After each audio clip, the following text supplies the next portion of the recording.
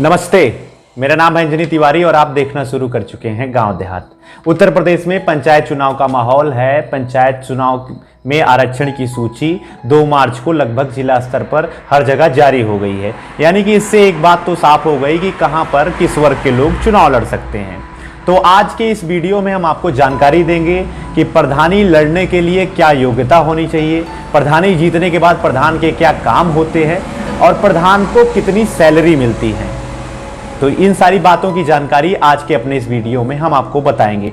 सबसे पहले हम बताते हैं आपको कि प्रधानी लड़ने के लिए क्या योग्यता होनी चाहिए। जो व्यक्ति प्रधानी का चुनाव लड़ना चाहता है उसकी उम्र कम से कम 21 साल होनी चाहिए और वो उस गांव यानी कि उस ग्राम पंचायत का निवासी होना चाहिए। वह व्यक्ति कोई सरकारी नौकरी ना करता हो। अगर वो किसी आरक्षित वर्ग से चुनाव लड़ रहा हो तो आरक्षित वर्ग का सर्टिफिकेट उसके पास होना चाहिए। इस बार उत्तर प्रदेश राज्य निर्वाचन आयोग के मुताबिक अगर कोई व्यक्ति पंचायत के चुनाव में प्रधानी का चुनाव लड़ रहा है तो 200 रुपये उसे नामांकन पत्र के लिए और 2000 रुपये जमानत राशि के तौर पर जमा करना होगा।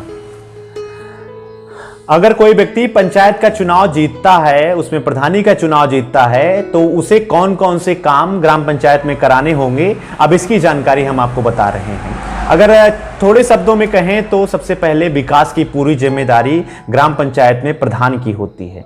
गांव में अच्छी सड़कें होनी चाहिए, जल निकासी की व्यवस्था होनी चाहिए, विद्यालय का काम बेहतर होना चाहिए। विद्यालय में हर बच्चे को जो कक्षा 1 से 8 तक की पढ़ाई करने वाला हो उसे शिक्षा के अधिकार के तहत शिक्षा दिलाने का अधिकार और उसकी जिम्मेदारी ग्राम प्रधान की होती है।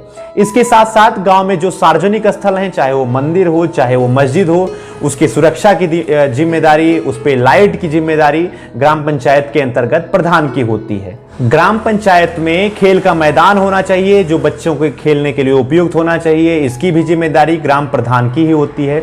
इसके साथ साथ जन्म एवं मृत्यु का पूरा रिकॉर्ड ग्राम प्रधान को रखना चाहिए जिससे जनगणना में आसानी हो। रिकॉर्ड के तौर पर इसकी भी जिम्मेदारी ग्राम प्रधान की ही होती है। ग्राम पंचायत में महिलाओं, किशोरियों एवं गर्भवती महिलाओं के पोषण की व्यवस्था, उनकी सुरक्षा की जिम्मेदारी के लिए आंगनबाड़ी नियुक्त होती हैं। वो सही से काम कर रही हैं कि नहीं कर रही हैं, इसकी जिम्मेदारी भी ग्राम पंचायत में प्रधान की ही होती है। अब हम आपको बताते हैं कि ग्राम पंचायत में प्रधान काम कैसे करते हैं। जी हाँ, अगर कोई व्यक्ति प्रधान चुना गया है वो काम कैसे करेगा, तो इसके लिए कौन सा काम ज़्यादा जरूरी है, ये चीज़ कैसे तय होगी, ये ग्राम प्रधान ही बताएंगे। यानी कि कौन सा काम, अगर कहीं सड़क की व्यवस्था है तो कौन सी सड़क सबसे ज़्यादा खराब है, प्राथमिकता के आधार पर ग्राम पंचायत में प्रधान ऐसे काम कराते हैं। बहुत सारे प्रधानों से हमने बात किया था जिसकी सीरीज एक हमने ग्राम पंचायत रिपोर्ट कार्ड के अंतर्गत चलाई थी, हमारे चैनल पर उपलब्ध है। आप वहां पर जाकर वीडियो देख सकते हैं जहां पर आपको पूरी जानकारी मिल जाएगी। इसके बाद कई सारे लोग पूछते हैं कि ग्राम पंचायत में विकास के लिए पैसा कहां से आता है। तो केंद्र एवं राज्य सरकार ग्राम पंचायतों में बेहतरी के लिए, विकास कार्य के लिए बहुत सारी पैसे देती हैं और एक रिपोर्ट के मुताबिक, एक सर्वे के मुताबिक, केंद्र एवं राज्य की 14वें वित्त के मुताबिक प्रत्येक ग्राम पंचायत में प्रत्येक मतदाता के लिए 1130 रुपये आते हैं जिसमें मनरेगा और अन्य योजनाएं शामिल नहीं होती हैं। यानी कि 1130 रुपये हर एक मतदाता के ऊपर खर्च किए जाते हैं। खर्च करने के लिए ग्राम पंचायतों में विकास के लिए रुपए आते हैं। अब आपको थोड़ा सा आसान भाषा में समझाते हैं। अगर आपकी ग्राम पंचायत में 1000 वोटर हैं तो 1130 रुपये के हिसाब से करीब 11 लाख रुपए प्रति वर्ष विकास कार्य के लिए ग्राम पंचायतों में प्रधान के माध्यम से कार्य के लिए आते हैं। सबसे बड़ा सवाल ये आता है कि ग्राम प्रधानों को ग्राम पंचायत में विकास कार्य को कराने में दिक्कत कहाँ आती है। तो एक ग्राम पंचायत में कई विचारधारा के लोग काम करते हैं, कई सारे लोग चुनाव भी लड़ते हैं, तो जो है उनके साथ उनका आपसी विचार नहीं मिलता है। तो किसी भी कार्य में भ्रष्टाचार की शिकायत विपक्षियों द्वारा, विरोधियों द्वारा की जाती रहती है जिससे अमूमन विकास प्रभावित होता है। और अब तो प्रधानों का डायरेक्ट किसी भी योजना में कोई हस्तक्षेप नहीं है। इसकी वजह से पारदर्शिता बढ़ी है और ग्राम पंचायतों में विकास के कार्य भी तेजी से, तीव्र गति से कराए जा रहे हैं। इसके साथ साथ कभी कभी हमने ढेर सारे प्रधानों से बात की तो उन्होंने बताया कि ब्लॉक से किसी भी योजना को पास कराने में, सरकारी अफसर के दफ्तर के बाबुओं के चक्कर लगाने में और जमीनी स्तर पर ग्रामीणों के असहयोग के कारण जो है विकास के कार्य काफी प्रभावित होते हैं। अब बात करते हैं कि ग्राम पंचायत में प्रधानों की सैलरी कितनी है, जिसके लिए इतनी मारामारी पंचायत चुनाव में हो रही है। जिस पद को पाने के लिए बहुत सारे युवा प्रत्याशी, चाहे वो डॉक्टर हैं, इंजीनियर हैं, पत्रकार हैं, सारे लोग प्रधानों के इस चुनाव में क्यों आ रहे हैं।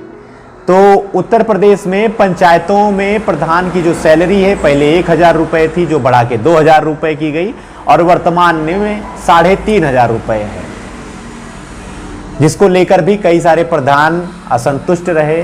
और कुछ प्रधानों से जब हमने बात किया तो उसमें ढेर सारे गांव देहात के प्रधानों ने कहा कि प्रधान वेल एजुकेटेड होता है, कम से कम उसको सैलरी जो है 10,000 रुपये का मानदेय देना चाहिए हर महीने, जिससे वो अपना भी खर्चा चला सके, अपने भी जीवन यापन को अच्छी तरीके से निर्वहन कर सके।